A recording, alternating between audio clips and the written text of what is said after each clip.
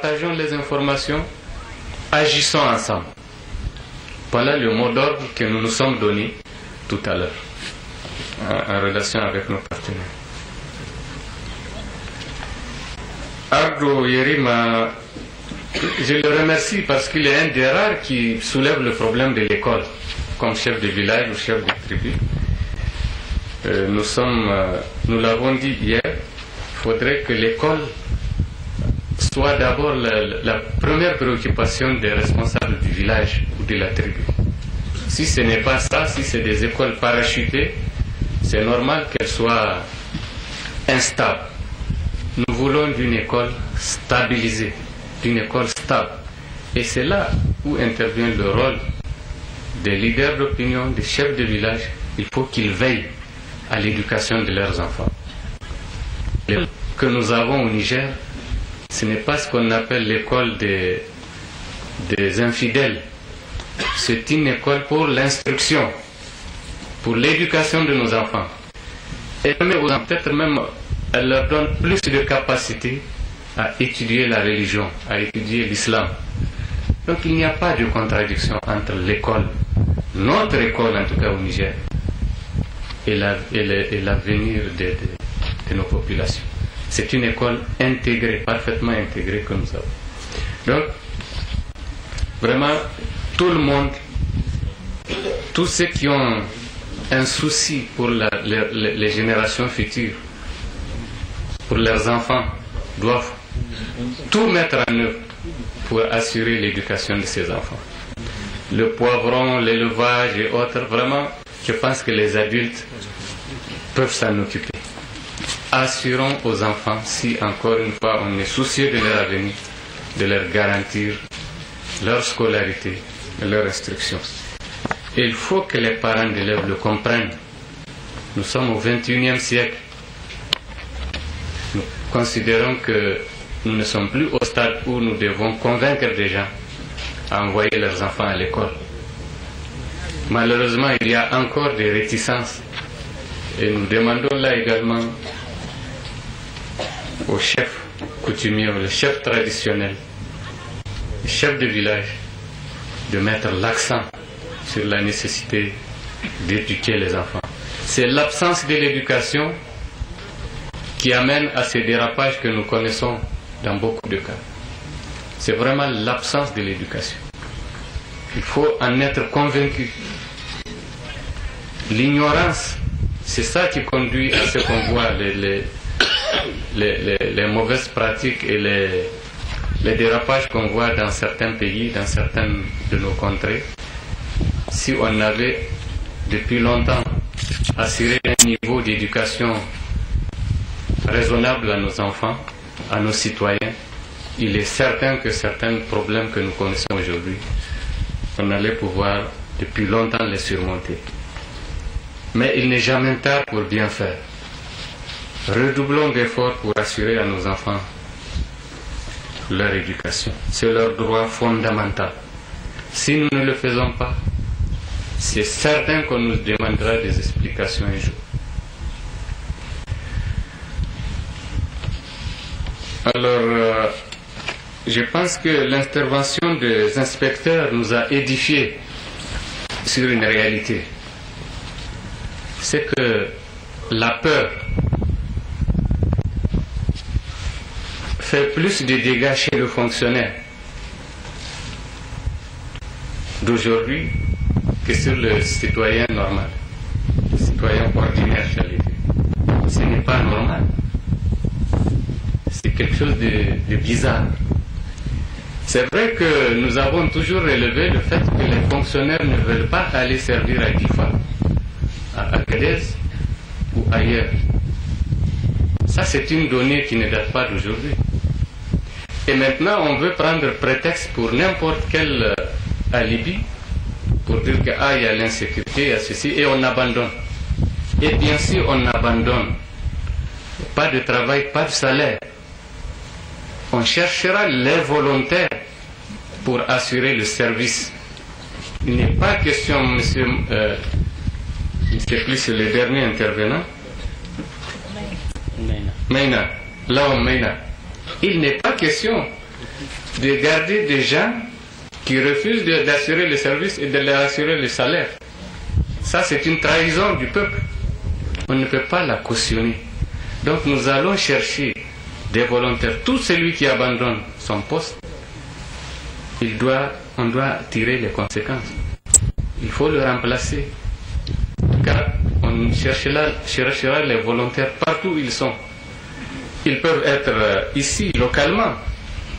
On est d'accord qu'effectivement pour l'enseignement primaire en particulier, si on peut trouver sur le champ, sur le terrain, localement, des personnes qui peuvent assurer cette fonction valablement, nous préférons qu'il en soit ainsi.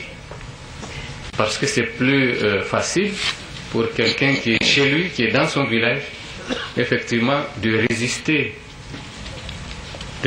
au dépaysement et autres facteurs d'instabilité. Donc nous sommes entièrement d'accord qu'il faut privilégier dans ces fonctions les recrutements locaux, à condition qu'ils soient de qualité et qu'ils assurent effectivement le service. Donc je pense que c'est des choses sur lesquelles on ne négocie pas. Parce que le droit de l'enfant, nous devons l'assurer contre vents et marées. Pas d'autres sentiments. Alors, donc ces écoles qui sont fermées aujourd'hui doivent rouvrir. Sur les inspecteurs, mais sur les responsables administratifs, à tous les niveaux, les chefs de village, chefs de canton, de grâce, faisons tout pour que les écoles qui sont fermées à cause de la peur de rouvrir. Il n'y a pas de raison. Il n'y a aucun village, aucune école qui a fait l'objet d'une menace réelle. C'est vrai, il y a des informations de tous genres qui viennent. Mais ça, c'est faire le jeu de l'autre. Si dès qu'on entend quelque chose imaginaire, on plie bagage, mais où est-ce qu'on va rester? Ça peut vous suivre toute la vie. Donc restons stables.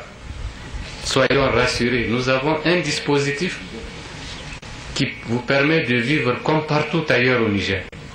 Un dispositif sécuritaire. Ça, c'est garanti, on vous l'a dit. Mais la mort, on ne peut pas l'éviter vraiment. La peur, on peut la dompter, on peut la surmonter. Alors faisons l'effort de surmonter la peur. Tout le monde peut avoir peur, mais quand même, ouvrons grandement les yeux et on verra que peut-être tout ça, c'est des inventions. Donc l'école doit rouvrir. Les cases de santé qui sont fermées doivent rouvrir. Rien ne nous arrivera qui nous vienne de Dieu, Inch'Allah. Donc vraiment, soyons rassurés. Ce n'est vraiment pas la fin du monde. Inch'Allah, nous sommes là. Nous allons continuer à vivre grâce aux efforts de tout le monde et surtout à l'aide de Dieu. Donc, soyons décomplexés par ces mouvements conjoncturels, par ces questions conjoncturelles et la vie va se normaliser. Nous avons la détermination de faire en sorte qu'à Difa, on puisse maîtriser et contrôler la situation. Mais c'est avec vous. C'est avec vous que ça doit se passer. Ce n'est pas quelqu'un d'ailleurs qui viendra le faire. Il faut que vous ayez tout le courage et toute la sérénité pour que cela soit possible. Et c'est possible. Le Premier ministre, chef du gouvernement, Brigitte Raffini, a procédé cet après-midi même à Dosso au lancement officiel des festivités de la fête tournante du 18 décembre Dosso Soga 2014. Une cérémonie riche en couleurs, marquée par d'importantes allocutions. De résumé de Moussa Yahya. mobilisation que vous observez ces jours. La cérémonie d'ouverture de la fête tournante du 18 décembre 2014, Dosso Soga a tenu toutes ses promesses. En présence du Premier ministre chef du gouvernement, du président du CESOC, du vice-président de l'Assemblée nationale, de plusieurs membres du gouvernement et de nombreux invités, le président du comité national d'organisation de cette fête, le ministre d'État Albade Abouba, a à peine contenu son émotion en cet instant solennel. Dans un discours qui retrace le long chemin parcouru pour parvenir à ce lancement officiel de Dosso Soga, Albade Abouba a d'abord salué la vision futuriste du président de la République qui a donné à l'événement toute sa splendeur, notamment en investissant beaucoup dans les réalisations de grande qualité. Il a aussi apprécié toute la rigueur qui a caractérisé la réalisation de ces infrastructures, la rupture totale de Dosso Soga d'avec les célébrations antérieures du 18 décembre et il a rendu hommage enfin à nos différents chefs d'État de Djori à Issoufou qui ont su maintenir vivace cette flamme de la fierté du peuple nigérien indépendant et souverain. Cette célébration est également une occasion pour avoir une pensée profonde et rendre un hommage à toutes les personnalités et les grandes figures emblématiques de notre pays, vis-à-vis desquelles nous devons tous être fiers et reconnaissants parce qu'ils ont consenti jusqu'au sacrifice suprême afin de nous léguer un territoire, une république, une nation, une identité, mais surtout la dignité d'homme libre dans le concert des nations. Les Nigériens ont donc ce devoir moral de se souvenir d'eux et de glorifier leurs actions à la dimension des combats qu'ils ont menés et du précieux héritage qu'ils nous ont légué, à savoir la fierté d'être Nigérien. À ce niveau, il est particulièrement utile de revisiter la conception politique de nos principaux leaders de l'époque qui, malgré les vicissitudes des luttes politiques, ont développé une grande ouverture d'esprit encore d'actualité. Comme le démontre du reste cette déclaration de notre premier président de la République, El Hadji Djori Amani, devant l'Assemblée nationale le jeudi 18 décembre 1958. Je cite: nous sommes sûrs que nos compatriotes qui constituent aujourd'hui l'opposition s'associeront à nous dans un travail fructueux que souhaitent les masses laborieuses de nos campagnes et de nos villes. Si nous sommes séparés les uns des autres par des nuances politiques, un dénominateur commun nous unit tous. C'est l'amour que nous portons à ce pays, à ses populations et au développement heureux de notre territoire. Fin de citation. Cette vision prémonitoire encore vivace témoigne bien fort heureusement de la pertinence, 60 ans plus tard, de celle de son Excellence M. Issoufou Mahamadou, président de la République, chef de l'État, lorsqu'il rappelait aussi que, à l'occasion du 54e anniversaire de la proclamation de la République et du 53e anniversaire de l'indépendance du Niger, c'est une citation, j'ai réitéré mon appel à un large rassemblement de tous les Nigériens du pays pour que dans un sursaut citoyen, nous participions tous à la construction de notre pays. Fin de citation. C'est dire que la cérémonie d'aujourd'hui consacre également cette recherche permanente par le chef de l'État et de ses aînés de promouvoir une nation unie et résolument engagée dans la quête d'un développement équitable, solidaire et durable pour le bonheur et la prospérité de tous les Nigériens sans exclusive.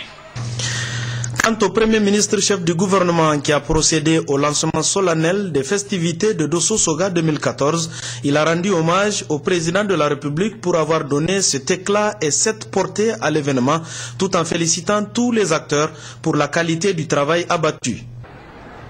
Comme on dit chez nous, Barka de Arziki aux populations de Dosso. Félicitations pour cette transformation positive que la région, que la commune de Dosso, la ville de Dosso, cette cité de Jarmakoy, Dosso Soga, Dosso la Belle, Dosso la Coquette. Félicitations pour cette transformation donc positive qui vient de s'opérer dans la ville de Dosso. J'aimerais m'adresser également au comité d'organisation, dans toutes ses composantes, au niveau du comité interministériel, le comité régional et le comité local, pour les saluer le travail remarquable et titanesque qu'ils ont abattu en 6 mois seulement.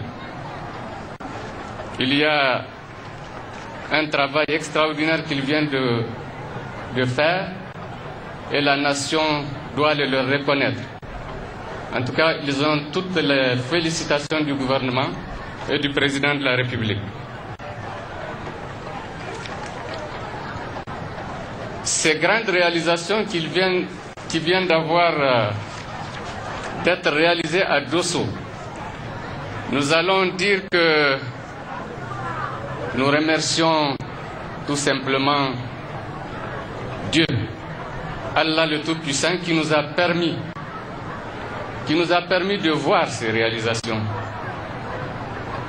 Le 31 mai, lorsque nous avions lancé ces réalisations, beaucoup n'y croyaient pas beaucoup. Aujourd'hui, je pense que tout le monde est d'avis que Dosso a changé. L'impact est là, tangible. Il est réel. On peut le toucher du doigt.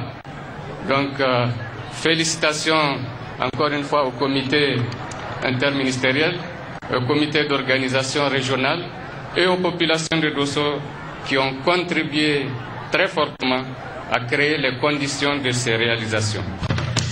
Cette cérémonie mémorable du lancement des festivités de Dosso Soga 2014 a ensuite été marquée par un spectacle très riche en couleurs, faisant étalage de toute la splendeur culturelle de la région de Dosso et du Niger entier.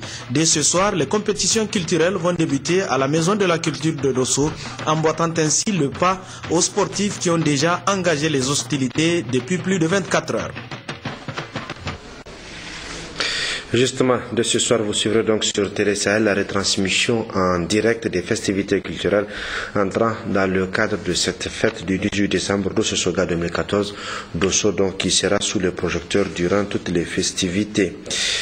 La première dame, Dr Malika Issoufou, a présidé cet après-midi même à l'université Abdou Moumouni de Niamey la cérémonie de célébration du 40e anniversaire de la faculté des sciences de la santé, cérémonie couplée à celle du port de toge de 4 nouveaux professeurs agrégés par le CAMES. Nous reviendrons plus en détail dans notre édition de demain.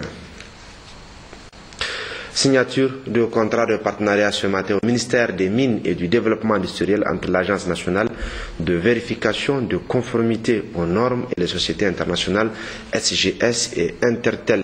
Un contrat de sous-traitance pour l'inspection et la vérification de conformité des produits importés au Niger. Jocelyne Amoussou et Hadiza Amidine.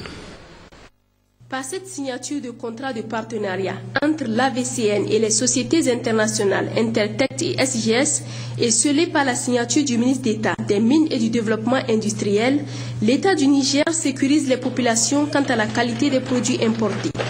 Ces deux sociétés appuient ainsi l'AVCN, Agence nationale de vérification de conformité aux normes en matière d'inspection, de textes au laboratoire et de certification.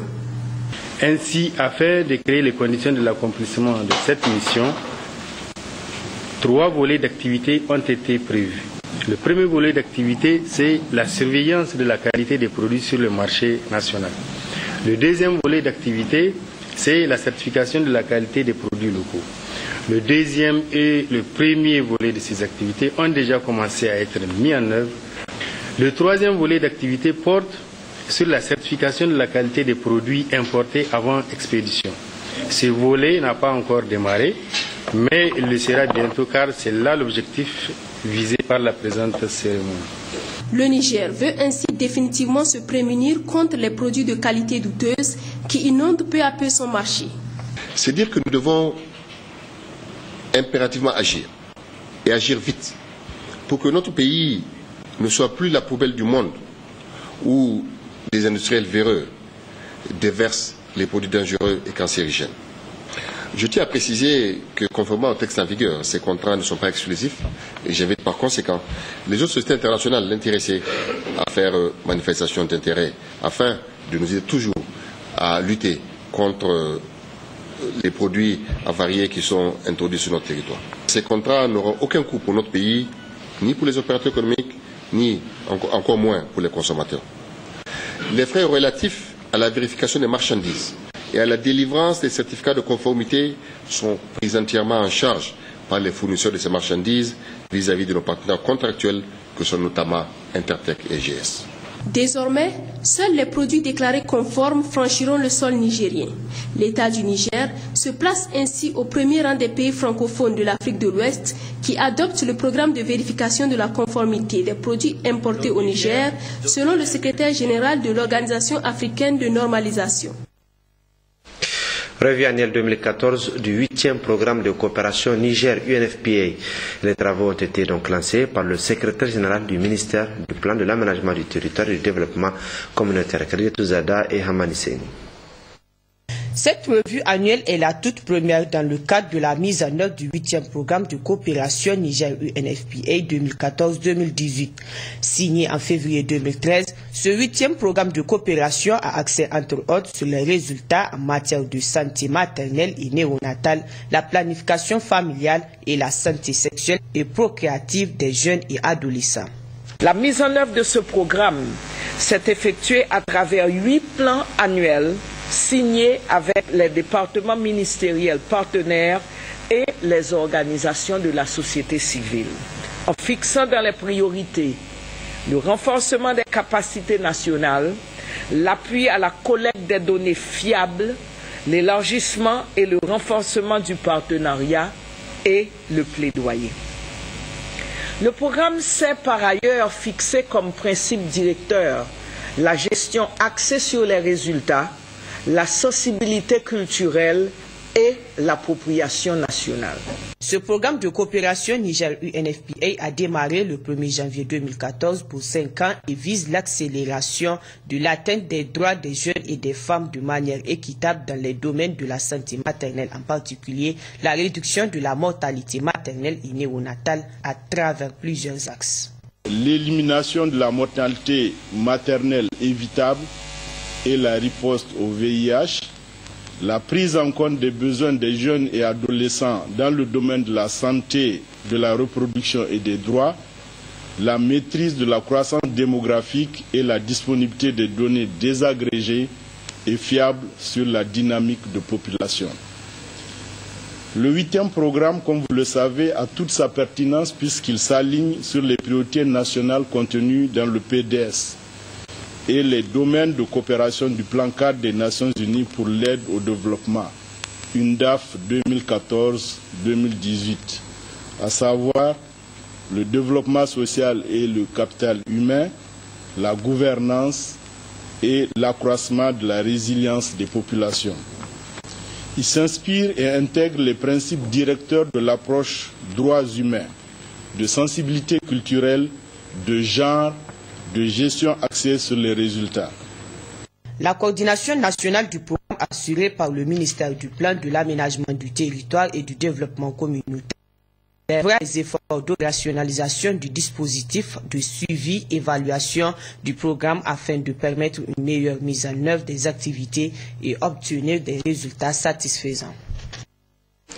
D'un atelier à un autre, un atelier de formation, cette fois-ci des leaders religieux dans la lutte contre la fièvre hémorragique Ebola qui a été organisé par World Vision. L'atelier a été présidé par le secrétaire général du ministère de la Santé publique, Guy Machetea et Bachir Harouna. World Vision, à travers cette formation, implique les leaders religieux de toutes les régions du Niger dans la prévention de la maladie à virus Ebola. Ils seront ainsi outillés sur la maladie à mieux passer le message selon les principes des textes respectifs musulmans et chrétiens, tout en respectant les traditions et coutumes. Nous avons besoin des leaders religieux pour agir sur le terrain. Oui, nous avons besoin de vous pour sensibiliser dans les mosquées, dans les temples, dans les cathédrales. Nous avons besoin des leaders religieux parce que vous êtes écoutés et les populations croient à votre message. Alors, vous devez vous engager dans la lutte contre Ebola. Le gouvernement du Niger a adopté une série de mesures et initiatives pour faire face à la situation. C'est ainsi que nous avons renforcer la surveillance épidémiologique au niveau des postes d'entrée, frontières terrestres, gares, aéroports.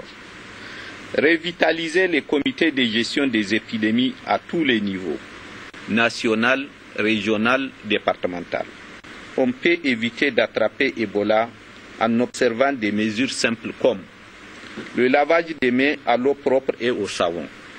Éviter tout contact avec les liquides physiologiques des malades atteints d'Ebola. C'est dire qu'il faut une sensibilisation du grand public. Ces participants saluent cette initiative de World Vision. La population est proche des religieux et ils écoutent les religieux. Et vous savez, ça c'est la meilleure stratégie pour vraiment éradiquer vraiment certaines maladies et même pour la paix. Parce que vous savez que les populations sont parfois réticentes quand vraiment l'information vient des autorités, parce que vraiment c'est importé par les Occidentaux. Mais maintenant, si vraiment c'est pris même par vraiment ceux qui sont proches d'eux, les marabouts, ils savent que vraiment, sûrement c'est venu, soit parce que les marabouts vont essayer vraiment de s'exprimer selon le Coran ou les hadiths. On ne fait que remercier vraiment World Vision d'avoir pensé aux leaders religieux pour leur implication dans vraiment cette lutte contre l'Ebola. Les leaders religieux ont accès chaque vendredi, chaque dimanche à des milliers de personnes. Leur voix compte au niveau de la communauté, ils sont respectés et donc nous pensons avec le gouvernement du Niger que c'est une très bonne opportunité de leur donner une formation sur cet enjeu pour qu'à leur tour ils puissent répliquer ça dans leur région. Et donc World Vision sera aussi, après cet atelier, aux côtés de ces leaders religieux à Difa, à Maradi, à Zender, à Dosso, à Tawa. Nous serons avec eux pour continuer à faire en sorte que les communautés puissent être suffisamment alertées pour la lutte contre le virus à Ebola. La fièvre hémorragique à virus Ebola a fait des milliers de victimes, soit plus de 6300 morts à ce jour. Le Libéria, la Sierra Leone, la Guinée sont les pays les plus touchés.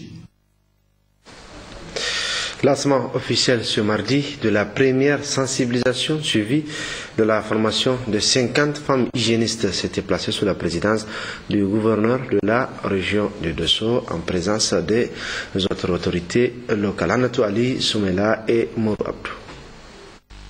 Dans son mot introductif, Madame Jarmakoha Jamemouna, présidente de l'ONG Doubani, dira que le projet de cabine de toilettes sèches est un combat de longue haleine. Car tout projet en phase d'expérimentation n'est pas chose facile. C'est pourquoi l'ONG Doubani a besoin du soutien moral, technique et organisationnel tout au long du programme. Le représentant de l'INFPI, Dr Monzo, quant à lui, dira que ces cabines de toilettes sèches, c'est une grande première au Niger, donc il est nécessaire de renforcer encore la capacité de ces 50 femmes hygiénistes pour une pérennisation de ce projet. Dr Stéphane Khan, directrice générale de la société Dunia, en sa qualité de femme, mais aussi de précurseur d'assainissement maîtrisé et génératrice d'emplois, affirme que pour la bonne marche de ce projet, il faut nécessairement un changement de mentalité et de comportement des populations afin d'accepter ce nouveau type de cabine de toilette. 120 cabines de toilettes sèches qui ont pour objectif de donner à la population de Dosso dans un premier temps, mais on espère ensuite à d'autres communes, à d'autres villes, dans tout le Niger, une nouvelle perspective de ce qu'est l'assainissement, prise en charge directement par la population, assumant directement elle-même l'assainissement de proximité pour eux-mêmes, leurs familles, pour la communauté, et ensuite, dans un projet plus global, multisectoriel, leur permettant d'avoir en même temps la gestion de leur compost, la gestion, pourquoi pas, par la mise en place de comités de gestion, d'une nouvelle tradition dans les communautés, de prise en charge directe de problématiques d'hygiène et de santé publique. Le gouverneur de la région de Dosso, M. Abdoulaye Issak, accompagne le président du conseil régional, M. Hima Monkaila, a pris la parole pour remercier les promoteurs de ce projet avant de dire que ces investissements contribueront à améliorer les cadres de vie de nos laborieuses populations. Ainsi, la population de la région particulièrement celle de la cité de Jarmakoy, salue le courage, l'engagement et la détermination des autorités de la 7e République à sortir notre pays des jougs de la misère et de la pauvreté et apporte son indéfectible soutien à toutes les actions de développement.